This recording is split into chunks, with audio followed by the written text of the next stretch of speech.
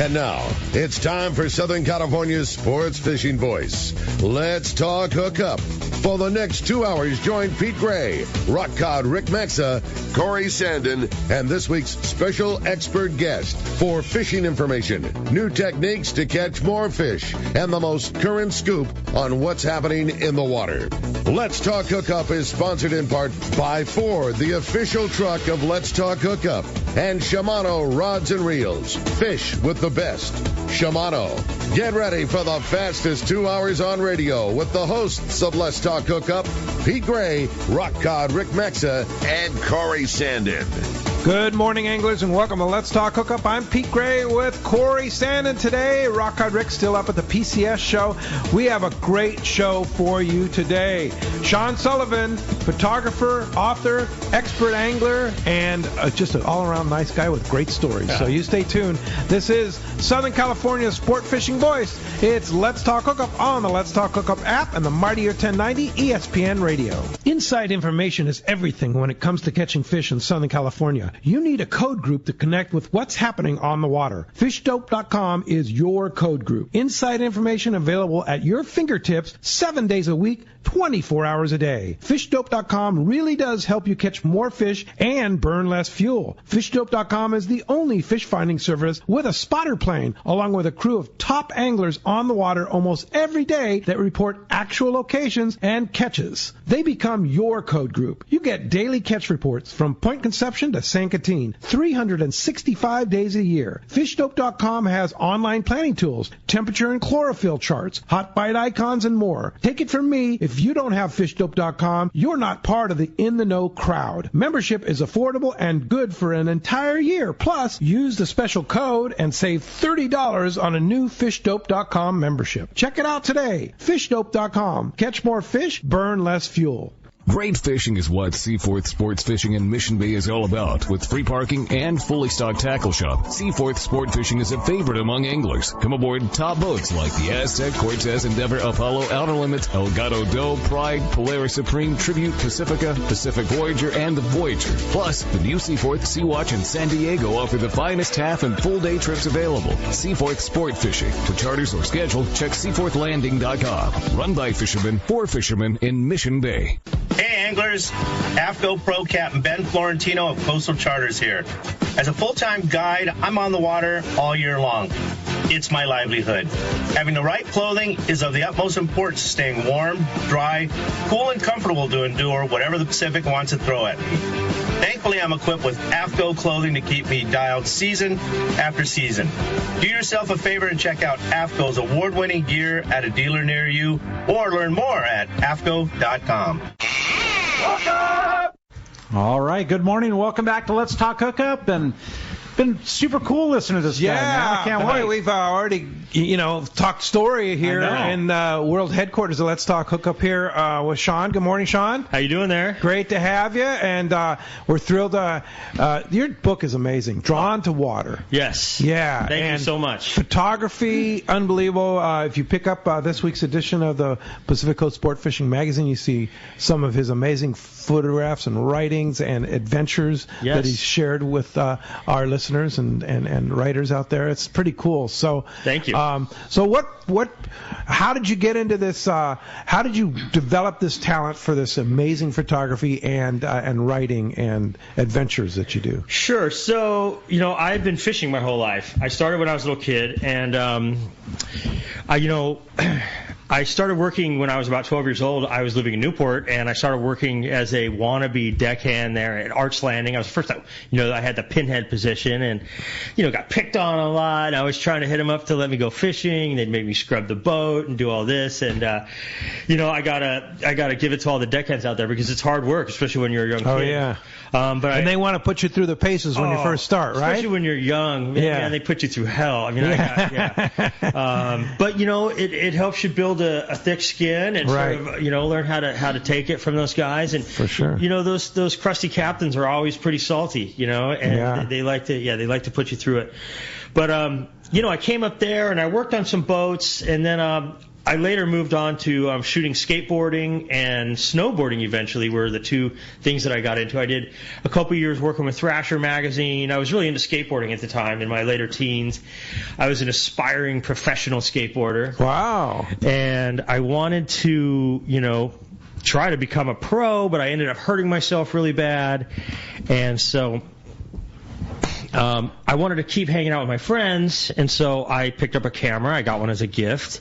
I started shooting photos with my buddies, and I discovered that I kind of had a talent for it. I don't want to give it too much credit, but I learned how to do it pretty quick, and I had some great influences. I moved over to snowboarding after a couple years, and I spent 20 years shooting snowboarding full time. Wow. All the way from 1989 up until mid-2000s, I was really into the snowboard thing. Traveling all around. Traveling around. With pros or just... Oh, yeah, with pros, with some of the best in the business. I was a senior photographer at Snowboarder magazine for many years. Wow, cool. 12 years with Snowboarder.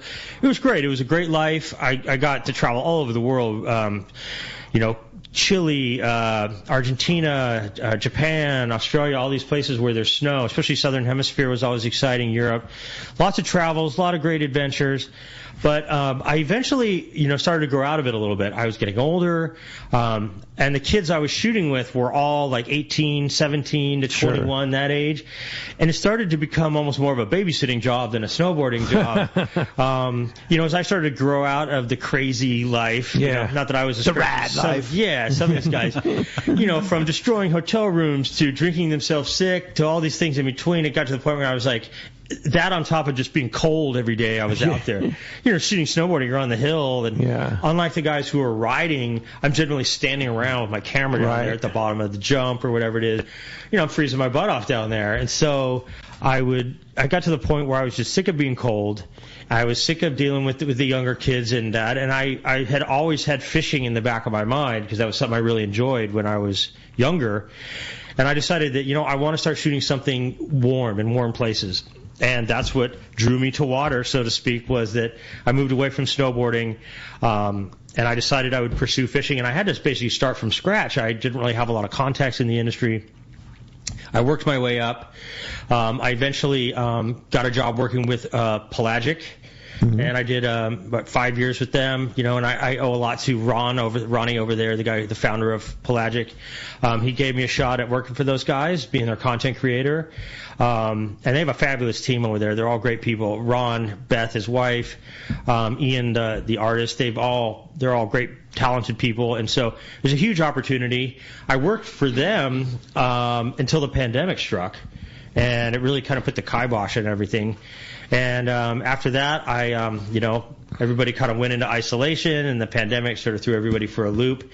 And I really had to decide, where it was going to go from there. I ended up in Lake Tahoe, kind of isolating from the pandemic while that was over.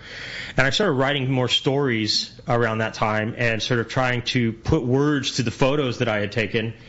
And I started to try to develop my writing skills. And, the pandemic, as bad as it was, it did have a silver lining that I and I think a lot of other people were able to sort of focus on things that they had maybe wanted to do, but had never really had the things time. That are important to you. Yeah, and maybe they were so busy doing other things or having a life that they never really had time to really pursue these things that they had always thought about. And for me, that's what the pandemic ended up being, was an opportunity for me to hone some of my other creative skills, and writing was a big part of that. For sure. So now when did you come out, publish, I guess, Drawn on Water? Yeah, so this came out... Drawn to Water, excuse me. Yeah, September of last year, so it's maybe been 6 months now that I've had it out. Mm-hmm. And, the thing about the book that makes it kind of interesting is a lot of times the issue with creating and putting out a book like this is you need to find a publisher who's willing to take on the job and publish it for you, and, they'll run up 10,000 copies or whatever.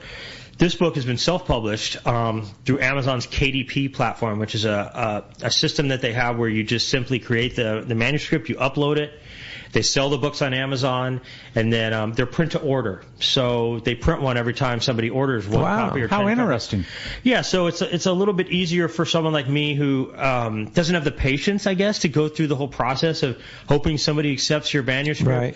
And the thing is, too, is like, I have a couple other books out. I have a snowboarding book of snowboarding photography, Lines it's called, and then I have one of skateboard photography, Barge at Will it's called. And both of those books Lines came out right after I was getting over the snowboarding thing. I found it very difficult to find publishers that wanted to, A, work with you, no matter how good your stuff was, and B, who were willing to offer you a legitimate deal. Yeah. One of the books the Lines came out as a paperback through this company called Carlton Books, which has been bought and rebought over the years, and it's long gone. But the offer they gave me was just not. It's all authors get these kind of chintzy offers at the very beginning. The publishers always try to, it's your first book. You should just be happy to have the book out. I came to realize that it was kind of a raw deal, and I didn't like that. I didn't make a lot of money off it. I basically got an advance, and that's what it all ended up being. But it was great to have a book out. So when it came time to do this, I just decided to forego the whole find a publisher who wants to buy the manuscript from me and just do it myself. And mainly because you'd been that route, right? Yeah. I mean, it just didn't work. It didn't work for me. I mean, some people want to do that, but I just wanted to get the book out. I was excited to do it. I had all the content. I had all the photos. I'd done the stories. I was ready to do this thing, and I didn't want to wait another 6 months to try to find somebody who might be interested in doing it with me. Dude, the content is incredible. Yeah. I mean, the photos are mind-blowing, beyond amazing. Yeah. Wow, I appreciate that. Thank you so much. So what's the key to shooting a good fish photo? I would say if you were to try to hone it down to number one thing that you, as a photographer, if you really want to get a great shot, there's probably two things. One of the toughest parts about getting a great photo, especially of an angler, is getting in front of the angler. Because a lot of times when you're on a boat, especially like a sport boat, you're standing behind them. Everybody's standing at the rail looking out, and you're standing behind them with your camera out. If you end up trying to shoot a photo, you end up getting their backs a lot. Yeah. And so one of the real tricks of the trade is trying to get the front of people. Mm-hmm. And so once you discover that, that's a big step forward. And in order to do that, a lot of times you have to use a camera on a boom that you stick out in front of them. I notice a lot of your photos are boom shots. Yes. Yeah, and that's how you do it, like a stick on the camera. Yep. And what type of device would you use for that? So I have a 10-foot. What do they call it? Telescoping, it's carbon fiber, sticks out there. I've got a variety of different GoPros and stuff that I can put out on there.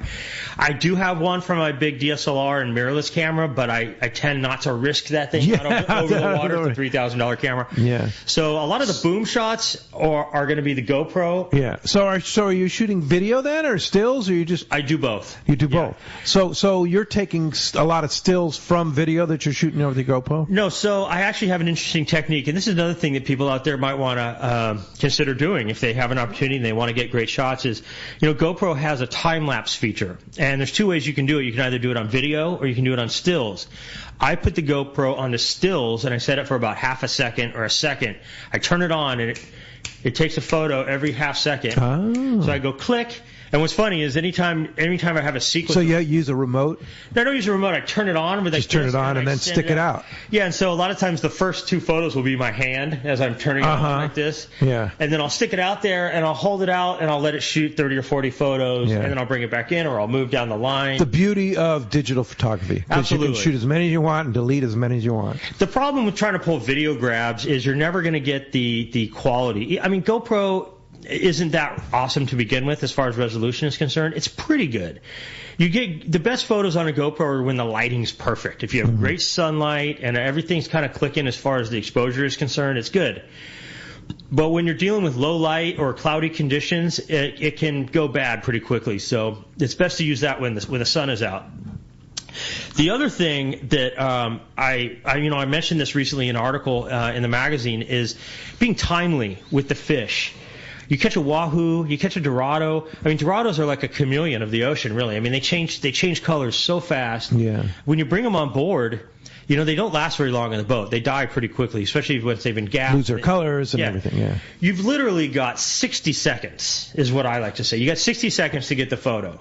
And even towards the end of that 60 seconds, that fish is going to start to lose its spots. It's going to start to fade out. You have to literally bring it over the side and get the photo within that first minute. And wahoo are the same way. Wahoo have those beautiful, markings on the side, the zebra stripes. Those zebra stripes fade so fast. Yeah. When the life, fades from the fish, the zebra stripes go with it. And so with wahoo especially, you have to be really timely, but because their teeth are so sharp, they're a dangerous fish when you bring them on board. They're flopping around. There is, you have to be careful not to, we've all seen those videos online of a guy taking a wahoo on the ankle. I don't know if you guys have seen that, where it bites him down here and slices them open. It's terrible. Oh, I haven't seen that. Oh, yeah. If you go on YouTube, you'll see it. But anyway, wahoo are obviously a dangerous fish. They can cut through wire line and stuff like that. So you don't want to mess with their teeth. But you have to be, you got to get that fish up for a photo in a timely manner without cutting your finger off. Yes. So there is some skill involved. Yeah. And there is some technique involved with getting that. And those are the two things: getting in front of the angler for one, and being timely with your photos, getting it done as fast as you can. And one of the best ways to get it done fast is to have a plan ahead of time. You're talking to the anglers. We know what we're targeting. We know what we're doing out there. I've got the camera out. I tell everybody ahead of time, you get a fish, get that thing up, and I'll be ready with the camera. Let's get the shot quick. And then if you want to put the fish in the hold or whatever, we can do that after. But getting shots after the fish is long over, the bite is long over, it's usually a lose-lose situation, because it's going to be cool, but it's never going to look as good as when it just came over the rail. Sure. Now let's talk about tackle. Let's talk about, obviously you use a GoPro. Yep. Now you mentioned an SLR. What are the different tools that you use for your trade? Sure. So, I have a quiver here in my bag. I actually brought my bag in here, but I have two DSLRs. I have a D810, and then I have a mirrorless Z7 II. Both are Nikon cameras. I have one, and the second one, the D810, is an older DSLR. It's a backup camera. I always try to travel with two bodies just in case one goes bad. And, if you're going to be on a long trip, like a 10-day trip or something, if something were to go wrong with your camera, you're out of luck. So you got to make sure to have... Carry lots of batteries. Carry lots of batteries, lots of battery chargers. I try to... I have kind of an interesting charging rig.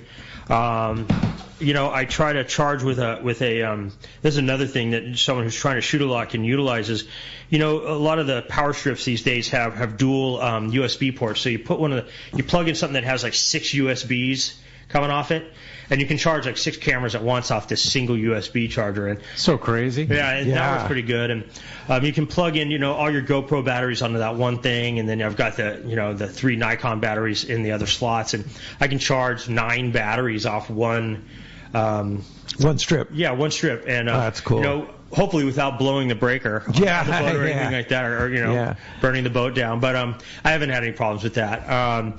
The other cameras, I carry 3 GoPro cameras. I carry a 9, a 10, and then I have a GoPro 360 camera that I got not too long ago. Is there a big difference between the 9 and the 10 GoPro? Not really. Yeah. I mean, I find that those cameras, the resolution might be a little better.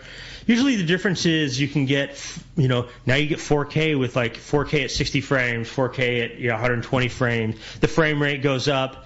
What does that do for you? So the faster the frame rate, the more you can slow down the footage without it getting glitchy. Gotcha. So at 30 frames, if you try to slow it down to half speed, it's going to look stuttery. Uh-huh. So if you have 120 frames, like if you ever have an iPhone or a smartphone, and they always have the slow-mo feature in the camera, that shoots at 120 frames per second. So when you watch the slowed down footage, it looks pretty clean. 120 is about the minimum frame rate you want to have to really get clean slow-mo. Yeah. So anything above that is great.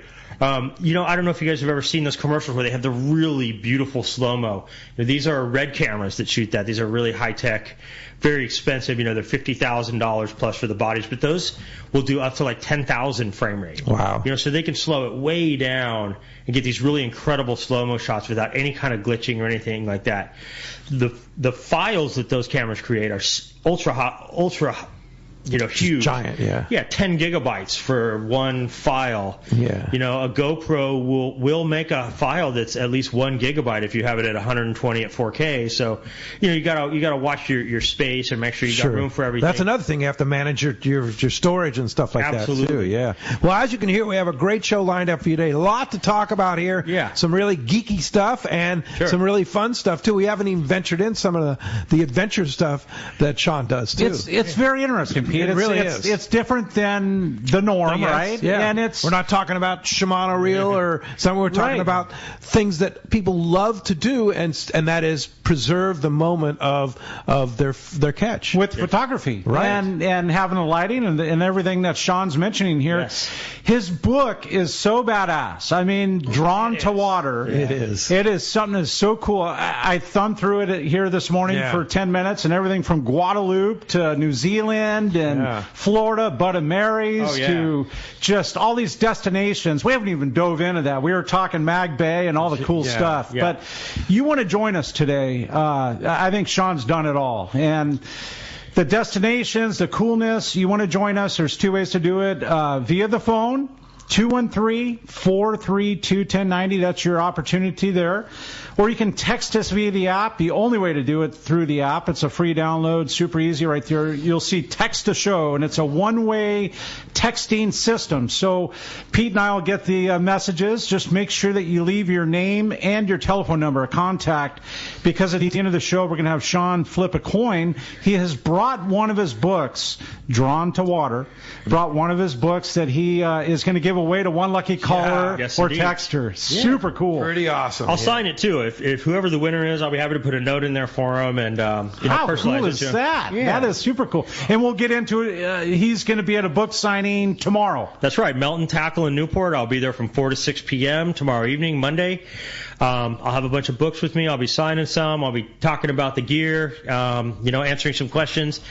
So if anybody wants to come down and hang out for a little bit, I'd love to see them. And you're also going to be hanging out at the PCS show today. That's right. I will be there this afternoon. I'm excited to go see some of my friends and cohorts and fishing buddies and, interact with some of the brands that are doing great things out there. So I'm excited to go check it out. Oh, yeah. It's great Lots show. of good stuff. We're going to be right back again, 213-432-1090, or text us via the app. We're going to be right back with photographer Sean Sullivan when we return on the Let's Talk Hookup app, the mightier 1090 ESPN Radio. Countdown to spring with exhilarating deals on new Yamaha outboards during Yamaha's Power and Performance Sales Event from now until March 31st, 2024. Purchase a new eligible Yamaha 450 to 30 horsepower outboard and get up to 7 years of warranty protection and a Siren 3 Pro package to your purchase of a 115 horsepower and up, and receive a bonus $1,000 in dealer credit and half off your Siren subscription. Looking for lower horsepower? Yamaha's got you covered. Purchase a new Yamaha 25 to 2.5 horsepower outboard and receive up to $2,000 in dealer credit. Reliability starts here.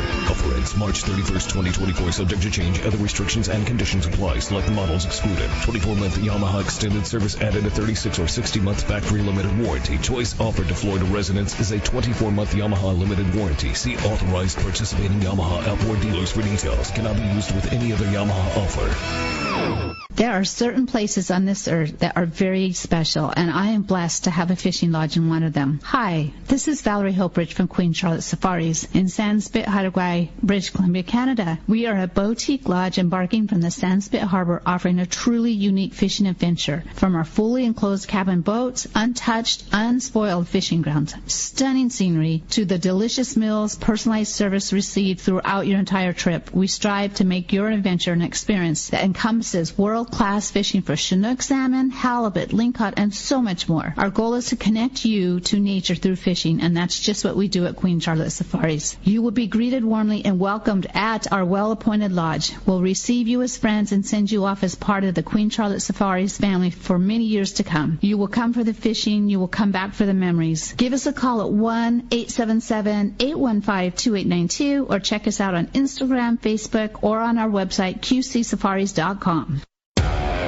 Hey everyone, James Holst here with Norsk Lithium, the official battery partner of Let's Talk Hookup.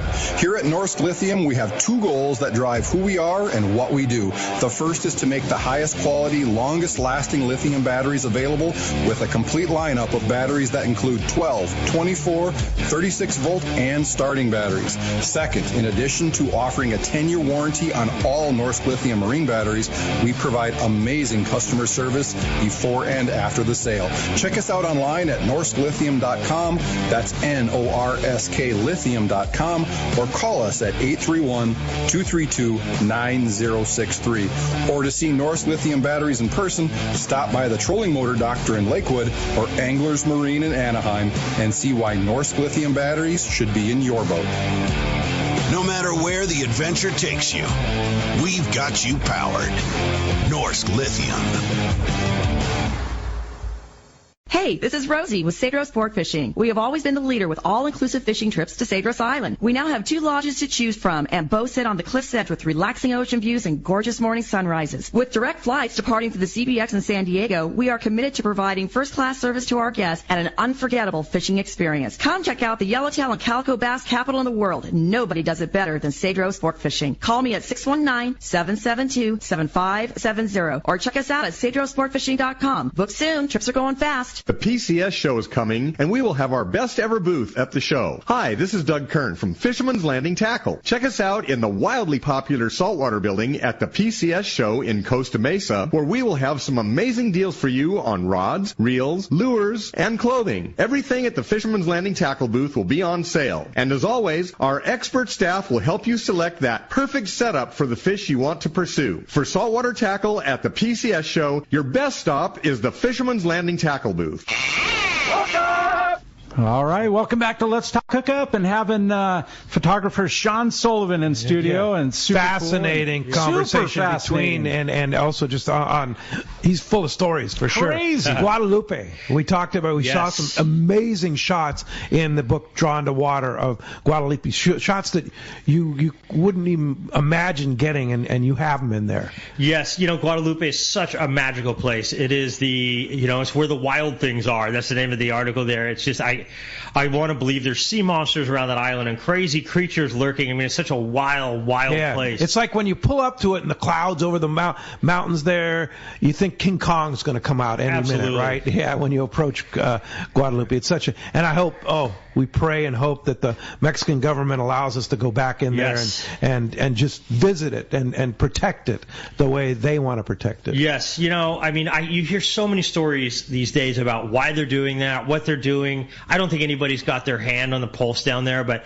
I have heard some rumors lately that there is negotiations to potentially reopen it. Sure. I'm speaking third person here. Right. Well, it means millions of dollars in revenue for them. Absolutely. And as well as exposing people to one of the most incredible places on earth. Absolutely. Yeah. And generating revenue, too. Yes, absolutely. I imagine it's probably going to get a lot more expensive. I imagine that if a boat wants to go there, the Mexican government is probably going to 10x the cost of the wristbands and stuff like that. Whatever. I mean, if people are willing to do that, if you want to go to Guadalupe, here's the cost, kind of thing. Hey, that's the cost of doing business, right? Right, yeah, exactly. So what's so special to you about Guadalupe Island? And why are your photographs so stunning there? It's one of those places that is so fishy. For lack of a better way to put it, you go there and you can just feel the vibe. And every time I've gone there, we've caught fish. Whether it's big yellowtail, big yellowfin tuna. You park right there in Tuna Alley, and when Guadalupe is on, just about every boat in the fleet shows up there, especially the big ones, the Royal, Shogun, American Angler, Intrepid. All those boats, have all done their time. The Searcher. Have all put in their time, going all the way back to the early days. Sure. Guadalupe's been, it's really where a lot of the long range fleet and the techniques and the evolution of the long range industry here in San Diego was born and evolved. In my opinion, Guadalupe was where a lot of the magic happened early on. I think, though, it all really comes down to the fishing there. The fishing in the fall there, when it's on, there's no place like it in the world. We did one trip on the Excel where we went, it was a 16-day trip years ago, and we went all the way to the Hurricane Bank, 1,000 miles. Right. And we got there, it's hot as could be, and we couldn't catch a single tuna. It was full of sharks. sharks everywhere. And we caught 2 small tuna, and we just couldn't get away from the toothy critters. We spent maybe half a day there, and we just decided there was no fish around. We spent the next 2 days motoring all the way back to Guadalupe, and we spent 9 days at Guadalupe fishing. Oh, man. Wow. And it's like a lot of people were like, 9 days at Guadalupe, but let me tell you, there wasn't a dull moment. I can imagine, yeah. And that was when because every day is different there. The current changes, things, yeah. The weather is beautiful. The fish were on. And one of the things about doing long trips like that is it allows me as a photographer and an artist, so to speak, to really sort of put the rod down for a minute and really like get into shooting and trying to capture the place. By having that long amount of time, I was able to sort of slow my roll a little bit. And that's where I was able to fly the drone and get some of the shots of the beautiful island there. Yeah. And really get the drone out over the boats. You know, there's what kind of drone do you use? I have 2 drones. I have a Phantom 4 that I used. Mm-hmm. Phantom 4 is a little bit heavier, the big white one. And then I use a Mini 3 Pro. Okay. And both have their different applications, you know, without going too in depth, too into the minutia of the drones. The heavier drone is great for places like Guadalupe because it's much more robust in the wind. It's got a lot of weight. Yeah. It's got more power. You can get out over stuff, but it also causes more noise, more disruption. So you got to be careful where you fly it. You don't want to hit anybody with it, obviously. Yeah. People get a little spooked around the drone, you know, especially if you're on land. People generally don't want their photo taken unless you talk to them about it. But out on the boat, it's a different story. But when the wind is up, the white drone is the one to fly because it can really hang tough in the higher winds. The smaller drone, the Mini 3 is 249 grams. It's really small. Gets amazing photos though. 48 megapixel imagery, 4K video. Is this all video? It's video and stills. Oh, you can take stills too. Oh yeah. So the photo that we were talking about earlier of Pilot Rock and the 3 boats there, which is so cool. I mean, it's magical looking. That was a really neat moment. You know, as I was mentioning to you guys on the break, we were out there. I was on the Excel, and you know, I think the Royal was there. I think the Shogun was there. I think there was a couple other boats there that were kind of out on the perimeter.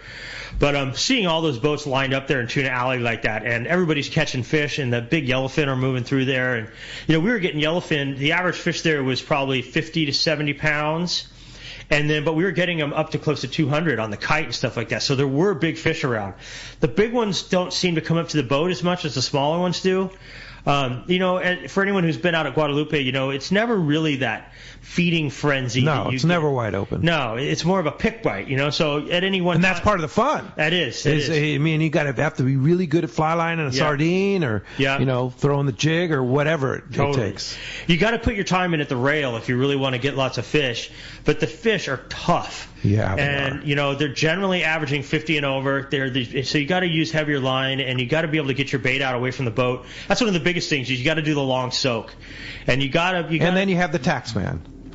I mean, that's obviously that's one of the big allures there. Is the great white sharks are very present there, and you know, I've heard people complain about that, but I mentioned this in the book that there's few things in the entire sport fishing experience that rival having your 70-pound tuna eaten at the gaff by an 18-foot great white. Yeah, for sure. I mean, there's nothing like it. And you know, you don't want to lose the fish. It sucks after you've been fighting this thing for an hour. But having that moment. Oh, the sharks! You know, I've shot GoPro footage with the camera all the way down as far as the pole will go under the boat, and I've got footage of the sharks. They hang out. They hang out under the boat. At one point, we had 3 or 4 of them around the boat, and they just sit there, and they'll wait for you to fight this fish until. I mean, they've learned.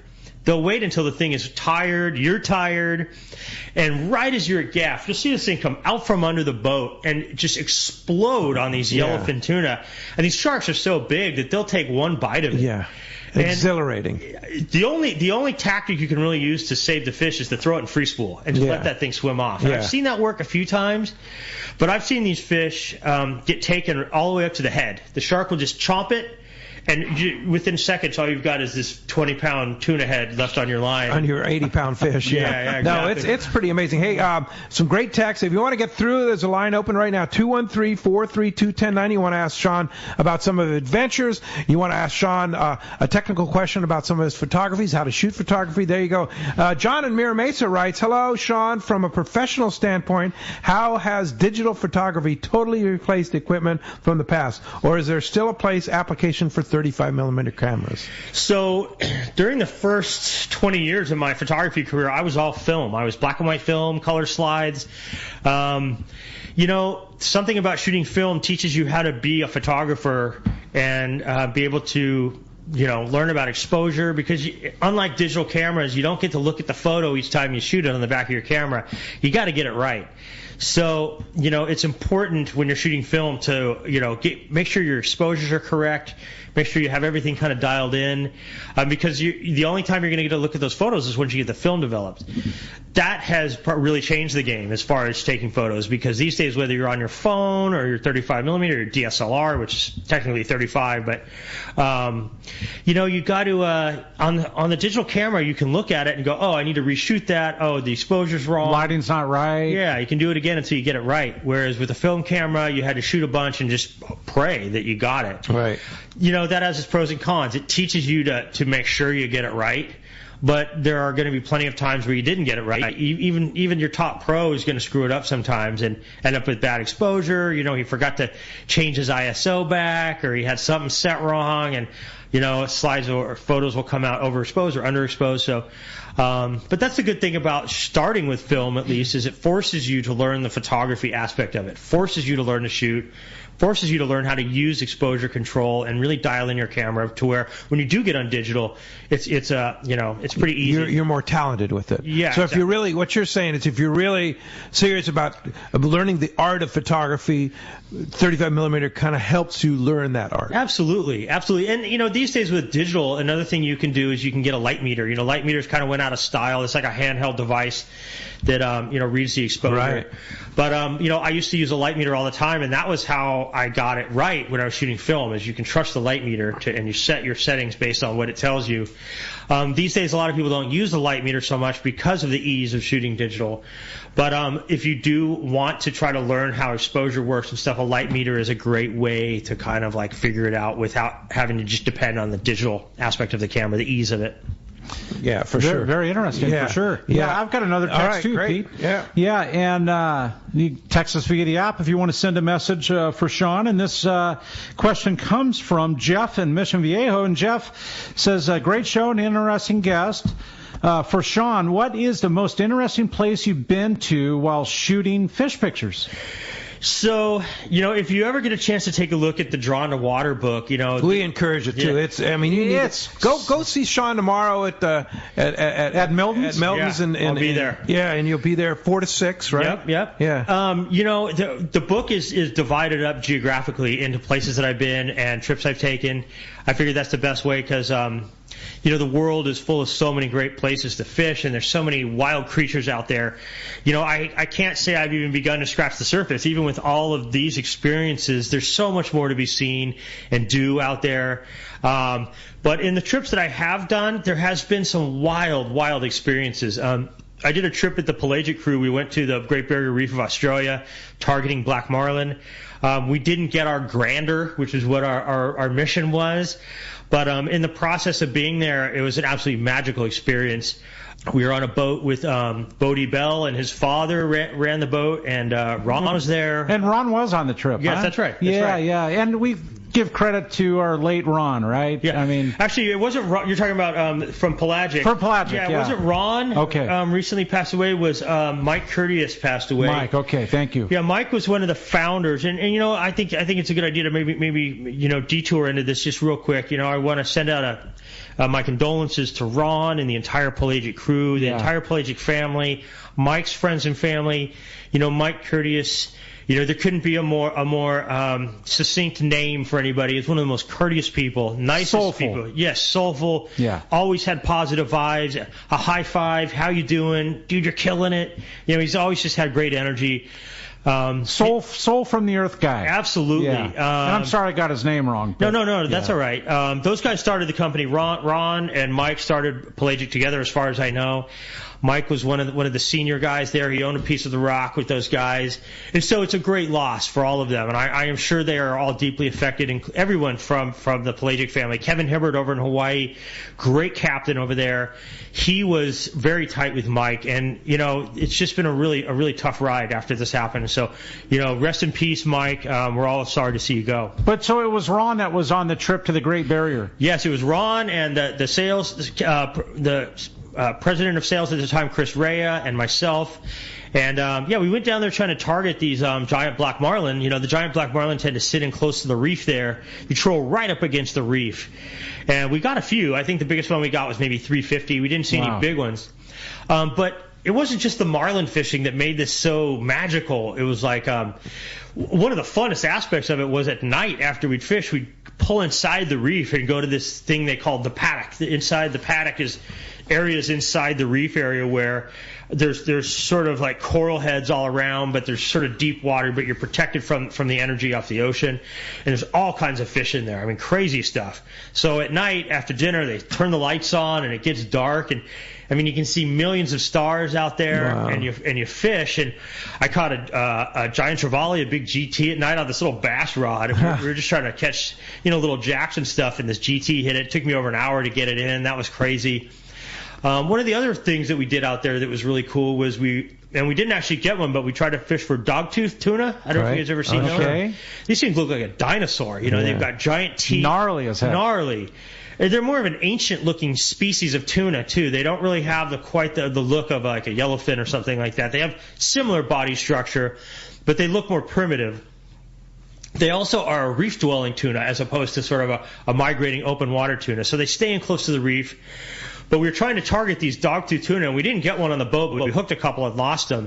But these fish are so mean and so voracious, and they got those huge dentures that, even getting to interact with those things at all, we got a few bites on them, but we weren't able to get one on the boat. But that was just a magical experience. So now, are some of this documented and drawn to water? Yeah, there's a whole story in there. On the Great Barrier Reef? Yeah. Well, hey, Corey, let's jump into the phones. Let's do it. How about John? John from Escondido. Appreciate you joining us this morning on Let's Talk Hookup, John. Hey, good morning, gentlemen. This just shows how your show is just so wide-versed with everybody and everything that you bring on here. So my question for Sean is, when you're taking a photo, say you're on the boat, and you see these photos, and you're capturing everything, right? You're not cutting off the legs or anything like that, but you're up close. What type of lens would you use to do that? That's a great question. Lens selection is a big part of the deal out there. Then there's a couple different ways to approach it. I shoot with a 20 millimeter. Which is super wide, so you want to get up close. The problem this is with your SLR? Yeah, this is with the mirrorless camera. The problem with wide-angle lenses, though, is you tend to get a bit of distortion. And one of the things you want to try to avoid or minimize is the amount of distortion where it looks like you're trying to fake it to where the fish looks bigger than it really was. You want the fish to look real.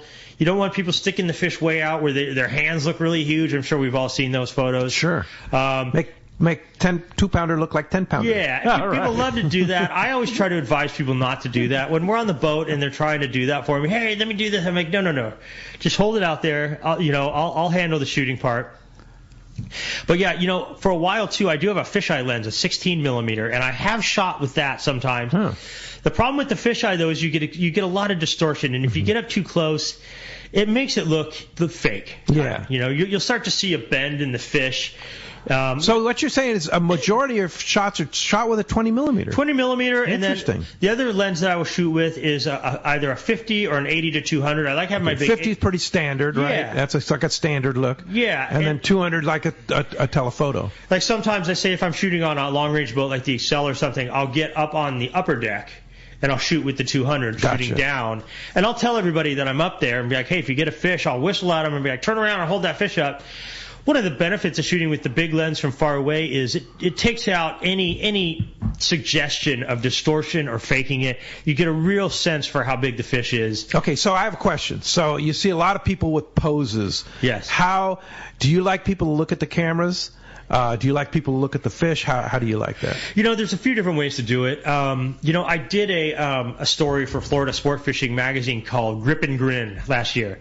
And it talks all about this. It talks about different ways to handle the fish and pick it up, things to avoid. If you ever get a chance to take a look at that magazine, and I can post that link on my Instagram at some point. Now, I will give my Instagram before the show's over. But, some things you want to avoid is like holding the tail first versus the head up front. You want to have the head right in the front. I try to avoid the holding the fish by the tail like this with it pointed straight at the deck. Right. I think my favorite way to see someone hold a fish, and this is one of the safer ways to do it, especially with a fish, say, like a wahoo or something like that is really toothy, will slice you open if you get your hand too close to its mouth. Pick it up by the tail, and then slide your hand along its belly until you hit those fins right underneath it right there. Yeah. And then lift it up and hold it like that with your hand on the tail and your hand supporting its belly like that. And a big fish, especially a big wahoo or something like that, their head is heavy. I mean, even though a skinny has they're long and slender, their head, especially a 50, 60-pound fish, it's gonna hang down a little bit, and it actually looks really cool. You get this sort of effect, and if you get down in front of the teeth and you really make the head the focus of the photo, that's how you're gonna get. But you like to shoot into the person's face, though. I do. Yeah. And I'm gonna a little pet peeve of mine. Yeah. Is there's a lot of photographers or guys like people to look at the fish and nod at the camera. Yeah. I think that is so fake. Yeah. I am sorry. Yeah, I just don't get that. It's like, no, you're shooting the fish and the person. Poser. Right? Poser. Yeah. I mean, there's mixed ways to do it. What I try to do is I try to shoot a little bit of everything when I shoot a photo. I want them looking at it. I want them looking at me. Another thing to keep in mind is, especially if you're shooting for social media, is you want to try to shoot landscape and vertical. You want to try to shoot both formats, because these days you're getting a lot of people that are running their photos in an Instagram story or something like this. And stories are a vertical format, whereas the Instagram post is a horizontal format. So I try to make a point to always shoot both, horizontal and vertical, to make sure I have just in case. Exactly. Options. Yep. Exactly. Yeah, all right. Wow, it's kind of cool. Hey, we're going to be right back. More with Sean Sullivan when we return on exactly. Southern California Sport Fishing Voice. It's Let's Talk Hookup on the Mightier 1090 ESPN Radio. Gas prices are going up, up, up. So now more than ever, you need Summit Gasoline at the San Diego Sports Arena. Pull up to the newly expanded Summit Gasoline and get low gas and diesel prices for your car, truck, and boat. They can now accommodate 24 cars and trucks to fuel at the same time, plus 12 diesel boats, plus 100 pounds of free ice with a minimum 35-gallon fill-up. Easy in and out, too. Step into the Summit Bistro and enjoy what Martha and her crew have for you on things you can use. Fresh-made burritos, sandwiches, salads, along with beer, beverages, and, of course, always free ice. So many Let's Talk Hookup listeners have taken advantage of Summit Gasoline's low prices, great service, and free ice. They have become the largest seller of fresh gourmet ice in Southern California. Summit also sells frozen bait and fishing licenses 24 hours a day. Summit Gasoline. Low prices, friendly staff, free ice, and easy in and out with your boat and trailer at the San Diego Sports Arena. When you want dependable service for your outboard or a new or used boat, your first choice should be H&H Marine at their new location, near where the 5 and 805 freeway meets. North County, Central, or South, the new H&H Marine is near you. They also have added an amazing lineup of boats for both fishing and pleasure cruising, like Barletta and Godfrey pontoon boats and Hurricane runabouts, all on display. Defiance fishing boats and many used boats are available too, along with Yamaha and Mercury outboard sales and service. Speaking of service, Jeff and his crew have you covered. As a factory-authorized Yamaha and Mercury service center, H&H Marine will be sure the job is done right. They have Blue Water Bait Tank, both cells and expert installation, as well as Tack-A-Cat inflatables. The perfect tender for your boat. For outboard cells and service, pontoon boats, fishing boats, and bait tank systems, check out H&H Marine at their new location, 10685 Roselle Street in San Diego. Check out hhmarinesd.com. Hey, it's time to talk about great gear from Shimano. And, today is a great day to go check out Shimano, because at the PCS show today, last day of the show up there at the Orange County Fairgrounds, Shimano has a great booth with a super bunch of intelligent, knowledgeable guys in the booth. In addition to that, you can take your reel there if you have a Shimano reel that needs a little service, and they'll teach you how to service it yourself. They have a little table set up with their experts there to teach you how to do that. In addition to that, if you purchase a Shimano reel at the show, you can take it over to the Power Pro booth and get it filled with Power Pro of your choice for free. Part of the deal. It's a great, crazy. Up a certain number of yards, limited, and then if you make a donation to CCA, you get pretty much whatever you want. $10, right? Yeah. Come on. But the resource there in the Shimano booth today at the PCS show, take advantage of it because you want to learn jigging, you want to find the proper rod for casting a lure, you want to find a proper rod for the rail. Shimano booth at the PCS show today. That's the spot. When it comes to fishing rods for saltwater, there's just one name you need to know, CalStar. Take, for example, the Graphiter series. It's a true graphite and fiberglass composite rod, the finest it's ever been built. And for anglers seeking traditional performance, durability, and quality at an affordable price, the CalStar West Coast series of rods and blanks are the ones for you. Their master craftsmen bring decades of rod building experience to every rod they make. So if you want your fishing rods to be truly state-of-the-art, I always recommend CalStar at fine tackle stores everywhere. I got a garage full of fishing tackle, and every time I get out on the water, I realize I forgot something important. But I never forget my life jacket. I make sure my buddies wear theirs, too. Save the ones you love. A message from California State Parks Division of Boating and Waterways.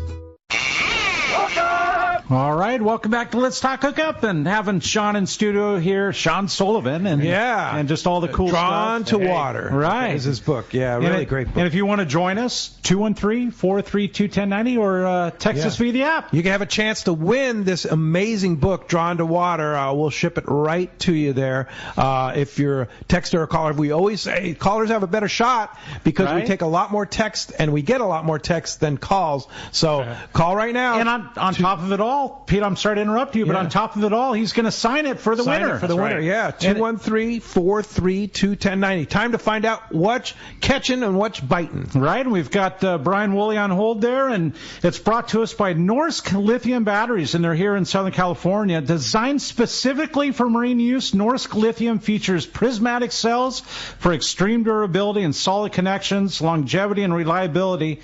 The Norsk Guardian Advanced Battery Management System allows you to monitor the health and charging status by using the app on your iPhone. Or amazing device. That's crazy, seriously. And Norsk also makes a complete line of kayak and electric reel batteries. Make an investment in the best for your boat with Norsk Lithium. Check norsklithium.com or go see the Trolling Motor Doctor or Anglers Marine for your Norsk Lithium batteries. And I'm sure that right there at the show, you can see him too. You can see him there too, for sure. All right, hey, let's talk to the man, Captain Brian Woolley, Dana War Sport Fishing. Good morning, Brian. Hey, good morning, guys. What's happening, Interesting stuff in there this morning, man. It's cool. It's a different twist today. Different take. Yeah, very cool. Very cool. Did you do your duty at the show?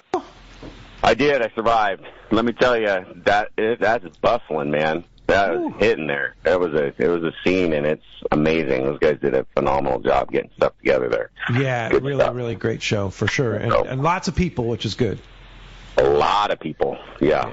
Lots to cover and a lot of people. But hey, for us on the water side of things, it was another mellow week. You know, half day fishing remained good, I would say, the days that we were able to get the boat off the dock. The sheephead has kind of been center stage there for our regular guys who are into that stuff. Plenty of that to be caught in the shallows, reverse dropper loops, Carolina rigs, just kind of the standard approaches for those fish there. I'd say that the shrimp chunks, again, outfished any squid strip or live bait for that sheephead. Bass action's still good, too. Corey, this water, 61 degrees. It's crazy. It's been steady. It's been good. A little murked up in some zones from whatnot, a little bit of a swell here or there, and still, I think, trying to recover from some of the runoff from the creeks, but this water's been amazing, 61 degrees, and it's getting there. It's getting cleaned up, and with some good sunshine in the forecast this week ahead of us, I think this bass action is going to continue to improve there for the half-day guys. Three-quarter day has kind of been the same old story with the sculpin and the whitefish, easy 5-fish limit on those sculpin. To say we're ready for a little target change would be a bit of an understatement, so we're eagerly awaiting this rockfish stuff. Looking forward to that coming up in a few weeks.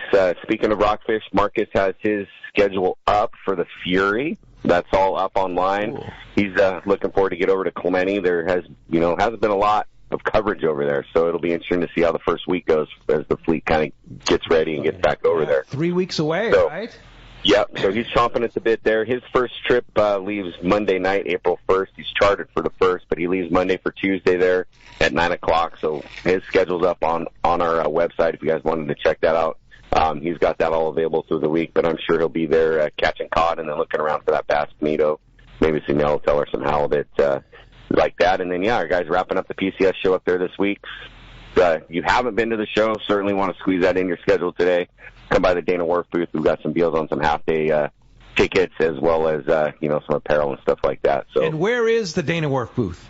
So we're in the Los Alamitos building in the back corner there, next to the Seaforth booth and gotcha. Blackfish, Freelance. We're all kind of, all the landing booths are kind of back there in that far corner. Yep. Yeah. No, that's a great building for sure.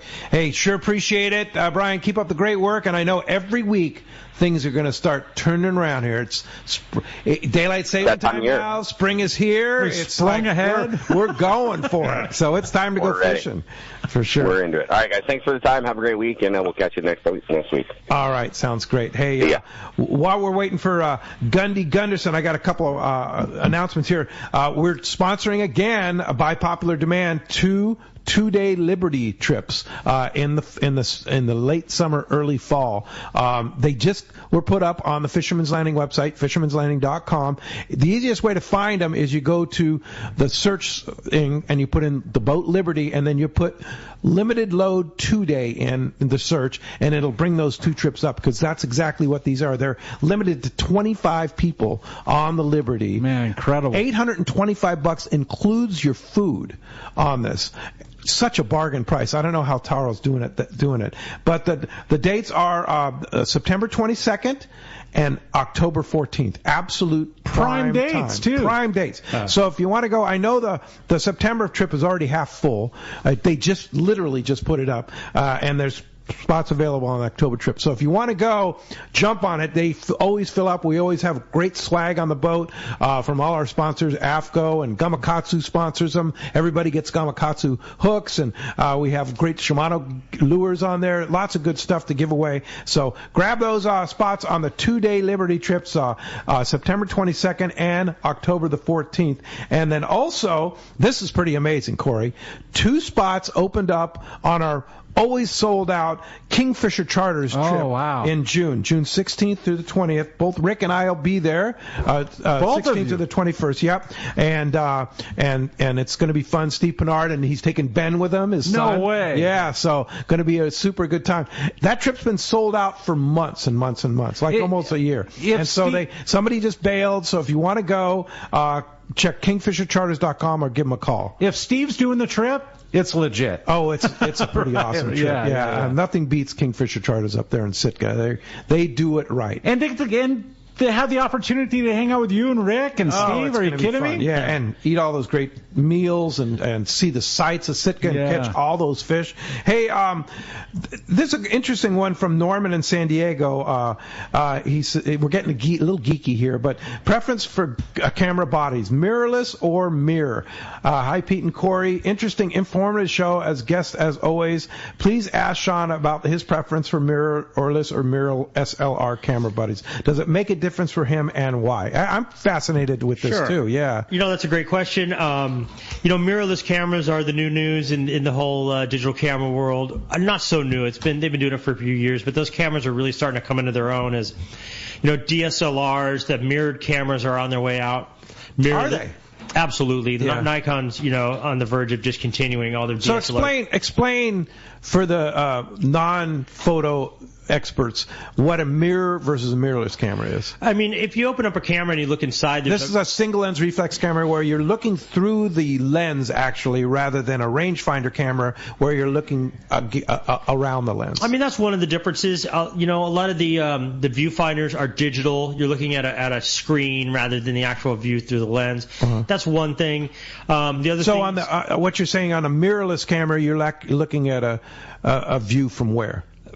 It's basically a video shot of what's through the lens. Yeah, through the lens. It's not the actual view through the lens. Versus a mirrored camera as the view through the lens. Generally speaking, yeah. I see. So does that take away from the quality of the photo? It's not the quality of the photo. It's more the efficiency of the camera, and the propensity to break down. You have a moving mirror. If you ever open up a camera, you can see the mirror sitting in there. It flops up and down when a photo's taken. They've removed that from it. All you have is just the sensor in there, and so the whole idea of the shutter is now a digital. It uses the sensor and turns it on and off real quick, is what I'm presuming. I'm not too much of an expert on the minutia of the sensors, but I will tell you that they've removed that mirror and they've made it a lot more of an efficient device. It's kind of like the difference between a solid state hard drive and a hard drive that has a disk. A disk has to spin up. A lot of times those disks that have to spin up, they eventually break. Those moving parts have a tendency to break down. Non-moving parts have a tendency to not break down, or at least not as long. So what's better, mirrorless or Absolutely. mirrored? Mirrorless is better. And mirrorless is better. One of the advantages, one of the big advantages you get from a mirrorless camera is by removing the shutter, you're able to shoot at a much higher frame rate or shutter, not so much shutter speed, but say a speed of the motor drive than you are with a DSLR. Having that shutter go up and down, it slows down the camera's ability to shoot a photo fast, whereas with a mirror... And multiple photos. Exactly. So with a mirrorless camera, you can get 8-10 frames a second. With my DSLR, you get 4, maybe. Yeah. 4 or 5. And also, you don't get that sound, right? Yeah, clack, clack, clack, clack. Yeah. I mean, you're still going to have that with the mirrorless, but I almost think it's like a recording. Yeah, it's got to be, right? Yeah, or something like that. Because there's really nothing moving. No, there really is no sound to be made. Yeah, but it's like, for all the paparazzi, they have to put that in there, right? The other thing too is by removing those moving parts and the mechanical aspect of the camera, it's allowed the camera to be put into a much smaller container. So the cameras are lighter, they're smaller, they're more compact, and they're much easier to handle.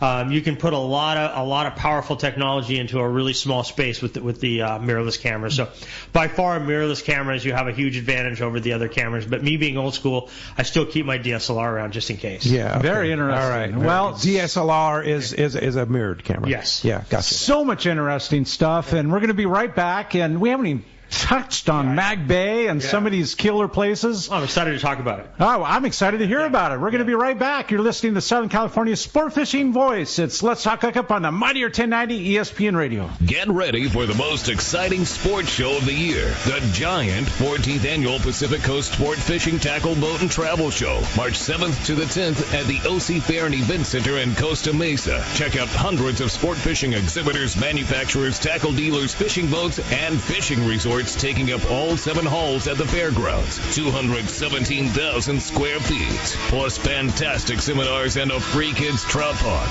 Backed by popular demand, the PCS show also has freshwater to cover bass and trout. Learn from some of the top names in the sport fishing industry, from catching giant bluefin, swordfish, calico bass, and more. Take advantage of incredible show specials from major tackle retailers and boat dealers. Talk to the top fishing travel destinations. 4 full days Thursday, March 7th to Sunday, March 10th. The 14th Annual Pacific Coast Sport Fishing Tackle Boat and Travel Show at the OC Fair and Event Center in Costa Mesa.